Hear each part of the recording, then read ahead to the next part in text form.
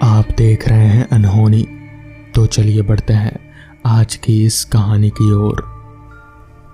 वो एक नया बना हुआ हाईवे था, एक निर्जन गांव से होकर गुजरता। अभी वहां आवाजाही इतनी आम नहीं हुई थी। वैसे उसे बने हुए ज्यादा समय तो नहीं हुआ था, पर कुछ सड़क हादसे भी उसके खाते में दर्ज थे। लोगों को वो आम हादसे ही लगे और इस मामूली बात पर किसी का भी ध्यान नहीं गया कि अधिकतर हादसे उसी निर्जन गांव की हद में या उसी के करीब हुए थे। एक उमस भरा दिन, दोपहर का समय, जब कार उस हाईवे से गुजरती है जिसमें 3 दोस्त राज, अमन और कमल थे। तीनों को जल्दी में कहीं पहुंचना था, इसलिए वो शॉर्टकट रास्ता चुनते हैं, क्योंकि वो हाईवे दूसरे रास्तों के अपेक्षा जल्दी पहुंचाता है। दिन के करीब 2:30 बज रहे थे। उस हाईवे पर दूर दूर तक एक परिंदा भी नजर नहीं आ रहा था। राज गाड़ी चला रहा था और बाकी दोनों आपस में बातें कर रहे थे। तभी अमन ने कमल से कहा, यार लगता है हम इस रोड पर पहली बार आए ना, क्योंकि इससे पहले मैंने ये जगह कभी नहीं देखी है। राज मिरर में उन दोनों को देखते हुए बोलता है, हाँ तुम सही कह रहे हो, हम इससे पहले कभी भी इस रास्ते पर नहीं गए, लेकिन आज मजबूरी में हमें यह रास्ता लेना पड़ा। हमें किसी भी तरह शाम से 6 बजे से पहले हॉस्पिटल पहुंचना होगा। वहां मीरा जिंदगी और मौत के बीच झूल रही है। कमल राज की तरफ देख कर बोला, हाँ यार लेकिन हुआ क्या? तूने हम लोगों को कुछ बताया भी नहीं, सीधे कार लेकर चला आया तू। परेशान था इसलिए उस वक्त मैंने कुछ पूछा भी नहीं, लेकिन अब तो बता दे। कमल की बात सुनकर अमन ने भी उसकी हाँ में हामी मिलाई। राज थोड़ा उदास होते हुए बोला, यार मुझे उसकी मम्मी पापा से शादी के लिए बात करनी थी, लेकिन काम की वजह से मैं कर नहीं पाया, और अभी कल पता चला कि उसके पापा ने उसकी शादी कहीं और तय कर दी है। बस इसी टेंशन में आकर उसने बहुत ज़्यादा नींद की गोलियां खा ली और आज सुबह उसे हॉस्पिटल में भर्ती कराया गया। मुझे तो पता भी नहीं चलता अगर उसकी दोस्त मधु फ़ोन करके ना बताती। कमल पूरी बात सुनने के बाद बोला, अच्छा तो ये बात है। वैसे देखा जाए तो गलती ना तेरी है और ना ही उसकी। तू नहीं बात कर पाया तो उसे तो बताना चाहिए था ना। अमन ने भी उसके बीच में बोलते हुए कहा, हाँ यार इन लड़कियों का कुछ पता नहीं चलता कब क्या कर जाएं। राज ने गाड़ी की स्पीड बढ़ा दी और गाड़ी अब उस गांव के पास पहुंच रही थी। सड़क के दोनों तरफ बंजर धरती और छोटी कटीली झाड़ियां दिख रही थी। लाल धूल भी उड़ रही थी। दूर कहीं छोटे छोटे घरों की कुछ आकृतियां भी दिख रही थी जो कभी आबाद थे। यार 2 मिनट कार रोकना, हल्का हो लूं, अमन ने कहा। कार रुकी और तीनों ही दोस्त कुछ देर को पांव सीधा करने बाहर आ गए। कुछ देर में वो वापस अपने कार में बैठे पानी पी ही रहे थे, जब अचानक से एक जोर की आवाज हुई और तीनों चौंक पड़े। सामने देखा तो कार की वाइंड स्क्रीन पर लाल रंग से एक पंजा बना था। ये क्या है? और रुक, बाहर मत। पर तब तक राज बाहर निकल चुका था। चारों तरफ देखा तो कुछ नहीं था। फिर उसकी नजर पड़ी कार के अगले चक्के के पास। एक लड़की बेहोश पड़ी थी। जरूर उसी ने हाथ मारा था। उन सब ने फौरन उसे कार की पिछली सीट पर बैठाया, मुंह पर पानी के छींटे मारे। साफ दिख रहा था वो जख्मी थी। उसके सिर से कलाई से खून बह रहा था। उसे होश आया। लड़की बड़ी डरी सहमी सी थी। उसने डरते हुए कहा, मेरी बस का आगे एक्सीडेंट हो गया है और मुझे मदद की ज़रूरत है। मदद? कैसी मदद? बताओ, हम तुम्हारे लिए क्या कर सकते हैं? इस बार आवाज़ कमल की थी। वहाँ सबको पानी की ज़रूरत है और उन्हें हॉस्पिटल भी लेकर जाना है। सबकी हालत बहुत ख़राब है, कुछ दम तोड़ चुके हैं। मैं किसी तरह चलती हुई यहाँ आई।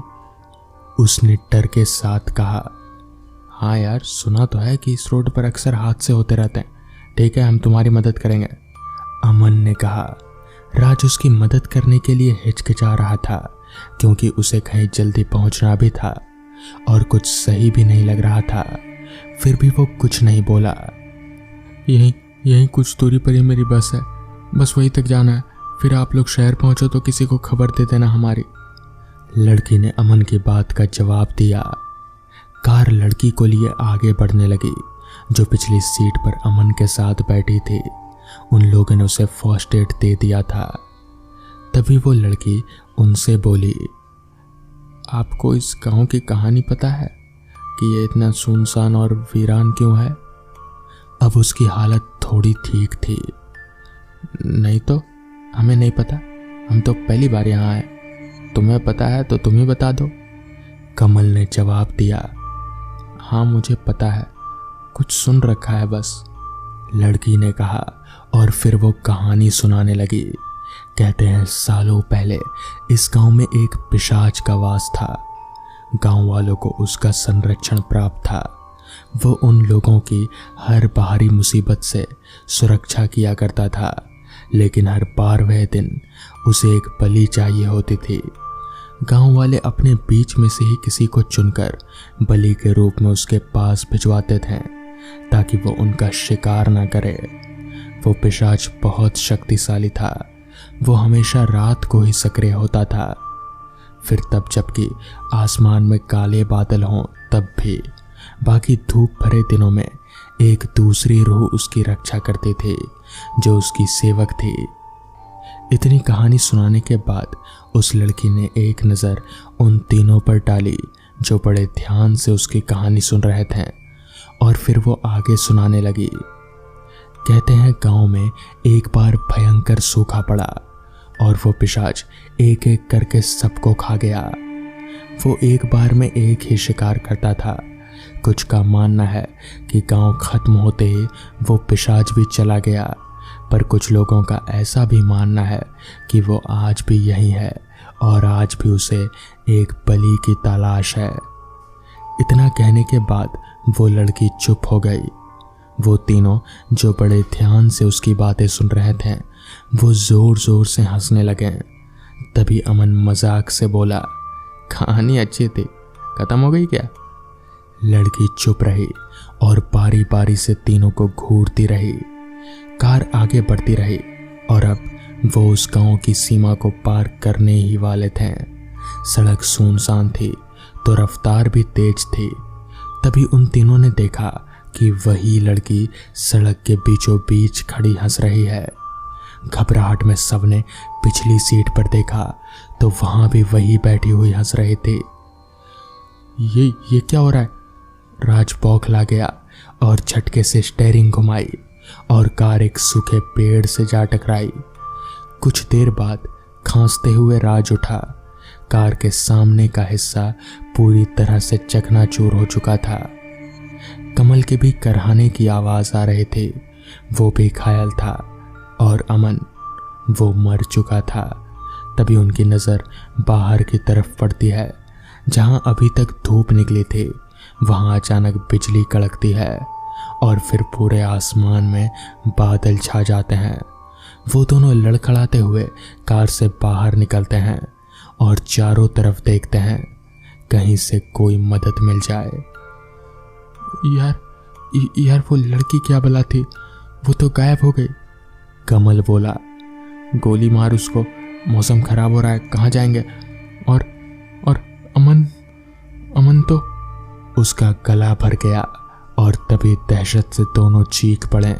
उन्होंने देखा कि उनके सामने एक लगभग 7 फुट की भयंकर लाल आंखों वाली आकृति प्रकट हो गई। साथ ही साथ शुरू हो गई धूल भरी आंधी। ऐसा लगा मानो उसके आसपास की हवाएं में धीमी कुर्राहटें बसी हो।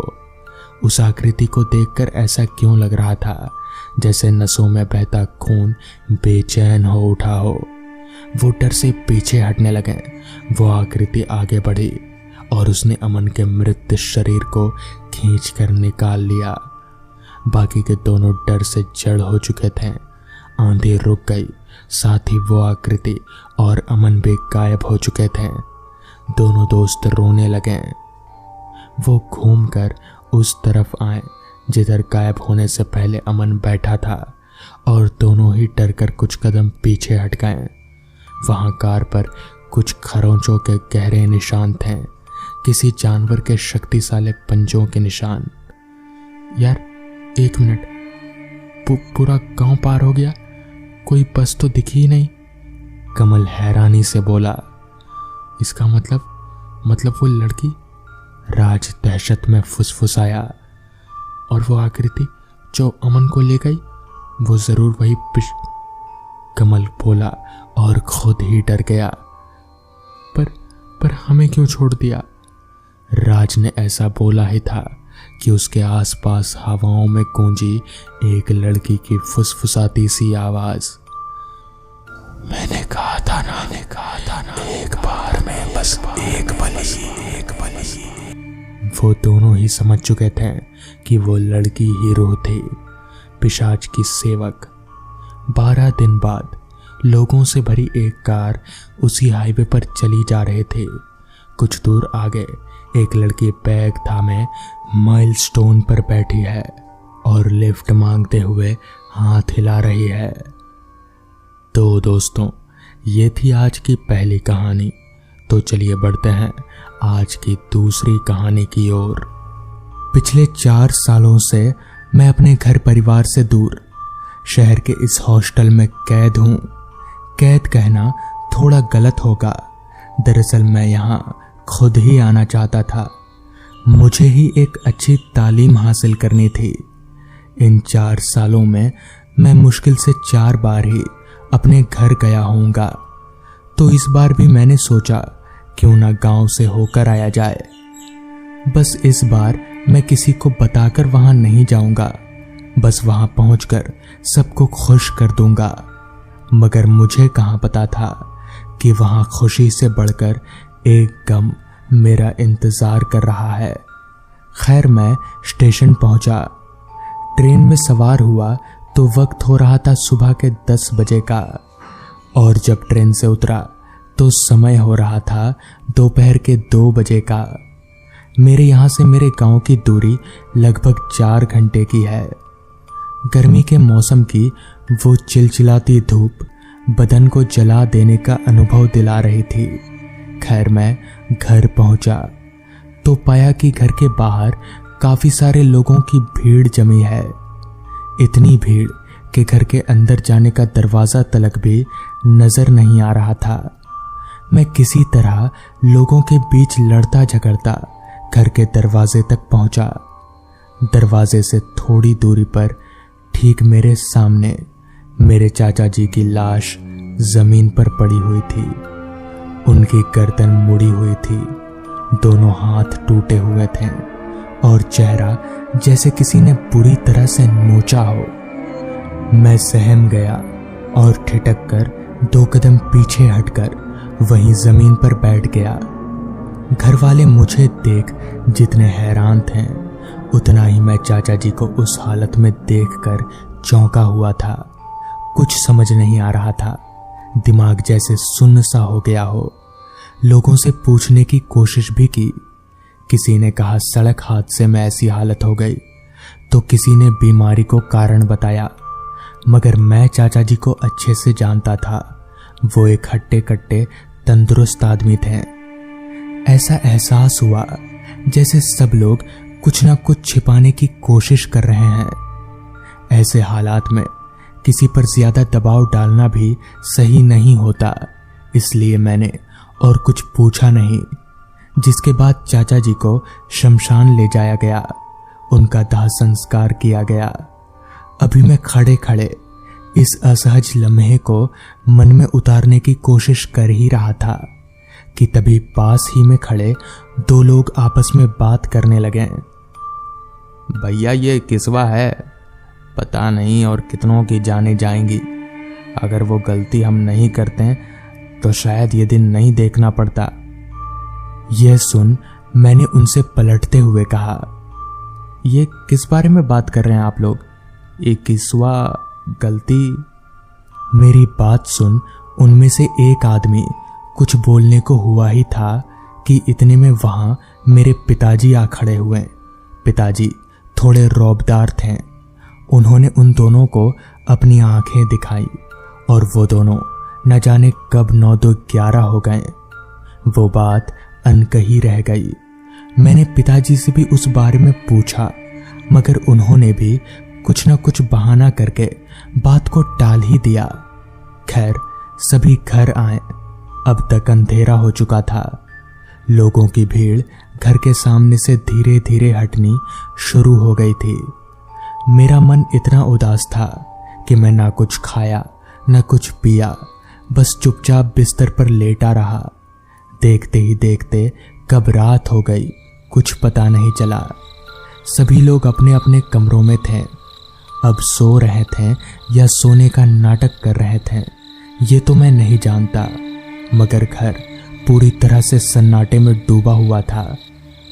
शहर में रह रहकर शहर के तौर तरीकों की लत सी लग गई थी। अब इतनी जल्दी तो मुझे नींद आने से रही, लिहाजा मैं अपने कमरे से बाहर निकला और धीरे धीरे बिना कोई आवाज किए घर से बाहर निकल आया। घर के बाहर अंदर जैसा ही सन्नाटा था। ना कोई इंसान नजर आ रहा था और ना पर मारता कोई परिंदा। गांव इतना सुनसान तो नहीं होता था। मन में ये बड़बड़ाते हुए मैंने चलने के लिए अपना पहला कदम आगे बढ़ाया तो मेरे कदमों के नीचे आते छोटे कंकड़ों की आवाज पूरे फिजा में गूंज गई। न जाने मैं किधर जा रहा था, बस जिधर मेरी नजरें थी उधर ही मेरे कदम चल रहे थे। अभी मैं चलते चलते घर से थोड़ा दूर आया ही था कि तभी मुझे रास्ते के बीचों बीच एक लड़का और एक लड़की बैठे दिखे। लड़की बुरखे में थी और लड़के का लिबास सादा था, मतलब मामूली।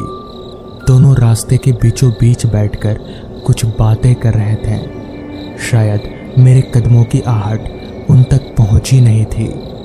खैर, मैं चलते चलते उनके पास गया।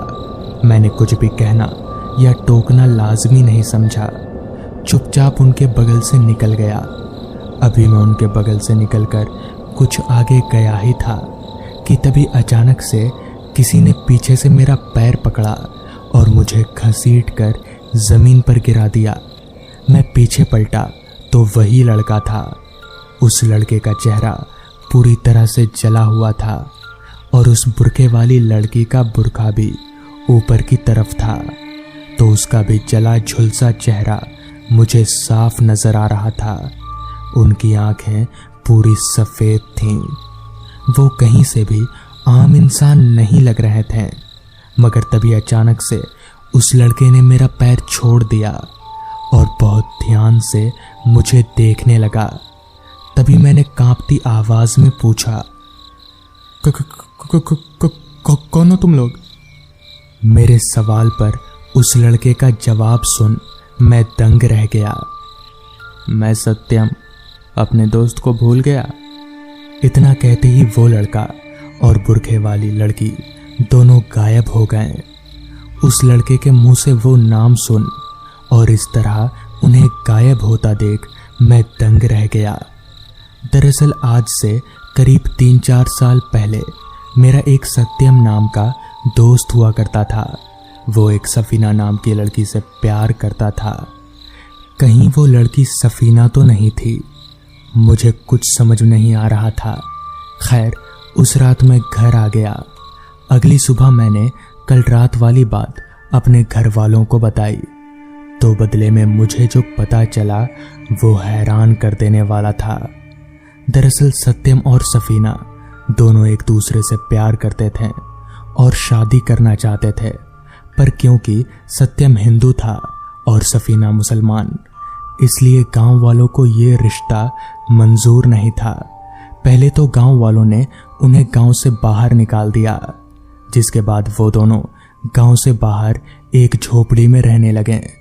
मगर गांव वालों से ये भी देखा ना गया, उन्होंने उस झोपड़ी समेत उन दोनों को जिंदा जला दिया। बस तभी से गांव में मौत का ये सिलसिला जारी है। ये सब सुनने के बाद मुझे सब समझ आ गया और शायद उन्होंने मुझे इसलिए कुछ नहीं किया क्योंकि इकलौता मैं ही उस वक्त उनके प्यार के समर्थन में था। पर इसके बाद कोई बड़ा मामला ना बने, पिताजी ने मुझे शहर भेज दिया था।